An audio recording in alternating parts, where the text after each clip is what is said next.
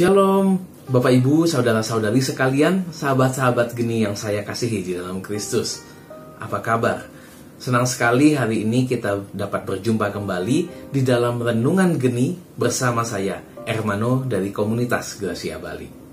Mengawali renungan hari ini, marilah kita bersama-sama membaca firman Tuhan dari Injil Matius bab 25 ayat 1 sampai dengan ayat 13. Inilah Injil suci menurut Matius. Dimuliakanlah Tuhan. Pada waktu itu, hal kerajaan sorga seumpama 10 gadis yang mengambil pelitanya dan pergi menyongsong mempelai laki-laki.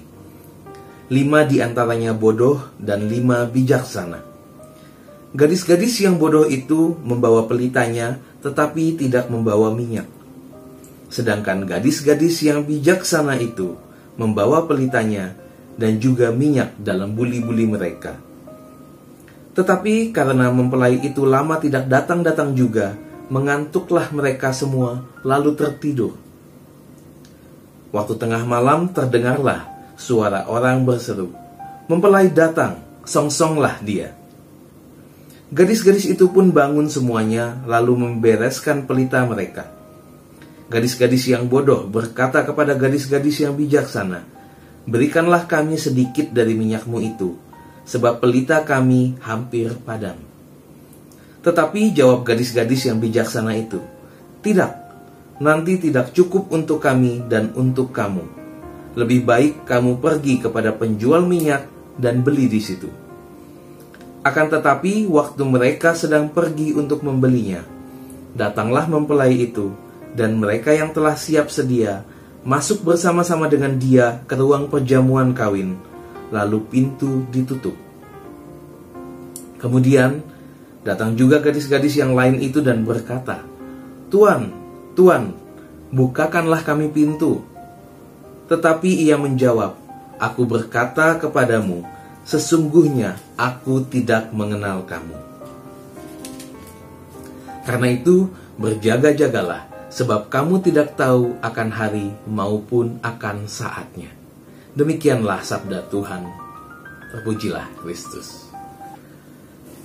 Bapak Ibu sahabat geni yang saya kasihi, kata terlambat seringkali menjadi sesuatu yang sangat mengecewakan, tidak mengenakan, atau menimbulkan masalah dan penderitaan.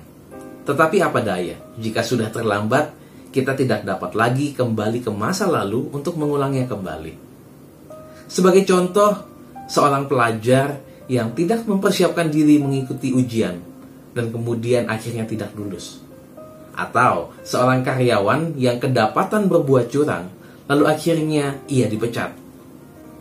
Mungkin mereka dapat berpikir untuk bagaimana memperbaiki hidup mereka ke depannya. Tetapi mereka tidak dapat kembali ke masa lalu untuk membatalkan apa yang telah terjadi di dalam hidup mereka. Bagaimanapun, mereka harus tetap menerima konsekuensinya. Atau lebih jauh lagi, bagaimana jika seseorang yang kecanduan obat terlarang, kemudian ia overdosis dan tidak dapat terselamatkan? Atau seseorang yang memutuskan kebut-kebutan di jalan, tidak memakai helm, lalu akhirnya ia mengalami kecelakaan hebat dan ia menghembuskan nafas terakhirnya. Sungguh ini semua sudah terlambat. Mereka tidak dapat lagi punya kesempatan untuk mengulangnya kembali. Maka kita mungkin sering mendengar istilah mumpung masih ada kesempatan atau mumpung masih ada waktu. Dan kesempatan kita ialah selama kita masih hidup di dunia ini.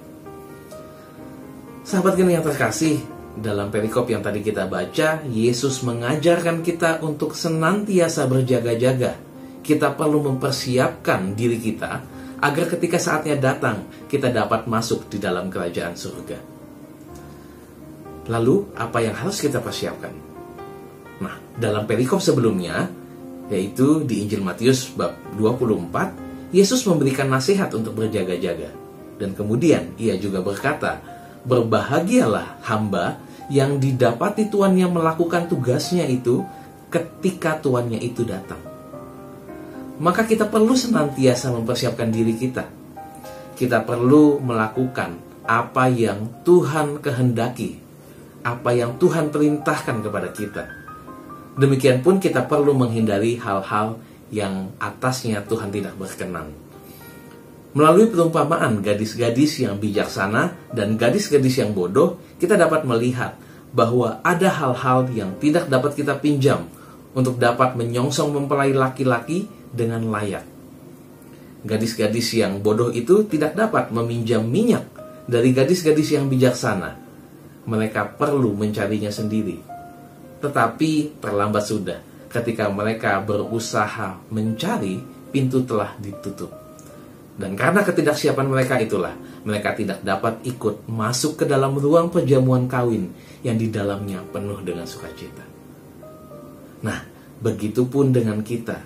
Ketika datang waktunya, kita tidak dapat meminjam relasi orang lain dengan Tuhan untuk dijadikan sebagai relasi kita kepada Tuhan. Kita tidak dapat meminjam kesalehan orang lain untuk kita akui sebagai perbuatan baik kita yang menjadikan kita layak untuk masuk dalam kerajaan surga. Sahabat geni yang terkasih, mengenal kehendak Tuhan, melakukannya, serta memiliki relasi yang erat kepada Tuhan dapat kita bangun dengan beberapa hal. Yang pertama, berdoalah senantiasa. Tanpa komunikasi yang baik, tanpa kita datang kepadanya, tentu relasi yang baik tidak akan terwujud. Yang kedua, bacalah firman Tuhan.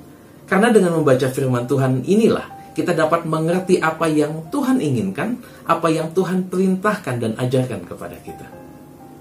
Yang ketiga, ikutilah dan masuklah dalam persekutuan umat beriman. Dengan aktif di dalam kegiatan gereja, menghadiri pertemuan-pertemuan lingkungan misalnya, atau ikut di dalam kegiatan-kegiatan dalam komunitas. Dan yang keempat, layanilah seorang akan yang lain dengan kasih. Karena perintah yang terutama adalah kasihilah Tuhan Allahmu dengan segenap hatimu, dengan segenap jiwamu, dan dengan segenap akal budimu. Dan kemudian kasihilah sesamamu manusia seperti dirimu sendiri. Sahabat geni yang terkasih, manusia memang memiliki kecenderungan untuk menunda sesuatu dan menjadi malas ketika mereka berpikir masih ada waktu. Nanti saja deh, kata-kata yang sering kita dengar atau mungkin malah kita ucapkan. Banyak pelajar yang ketika ujian dekat baru mereka belajar. Hingga ada sebutan belajar SKS atau belajar dengan sistem kebut semalam. Hanya 1 hari sebelum ujian mereka belajar. Tidak sedikit juga seorang karyawan yang bersantai-santai meskipun masih ada pekerjaan. Semata-mata karena mereka berpikir deadline atau batas akhir pekerjaannya itu masih panjang, masih jauh. Dan tidak sedikit orang yang berpikir bahwa melayani Tuhan itu nanti-nanti saja deh, kalau sudah mapan atau kalau sudah pensiun. Mereka berpikir bahwa pertobatan ada waktunya nanti. Tetapi siapa yang tahu bahwa apakah benar-benar masih ada waktu? Sahabat geni yang terkasih, maka marilah kita mempersiapkan diri kita dengan sebaik-baiknya.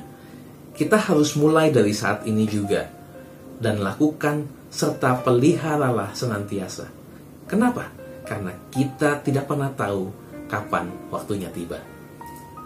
Nah, pertanyaannya untuk kita, apakah kita sudah mempersiapkan diri kita dengan membangun relasi kita kepada Tuhan, senantiasa menjaga kekudusan dan berbuat kasih kepada sesama kita?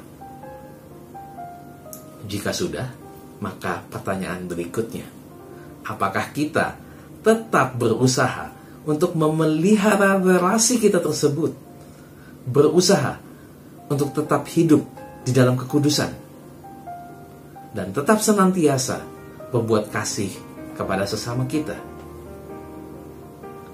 Semoga Roh Kudus membimbing kita sekalian ke dalam relasi yang semakin dekat dengan Tuhan dan senantiasa memelihara hati dan pikiran kita, serta menggerakkan kita untuk berbuat kasih sepanjang waktu.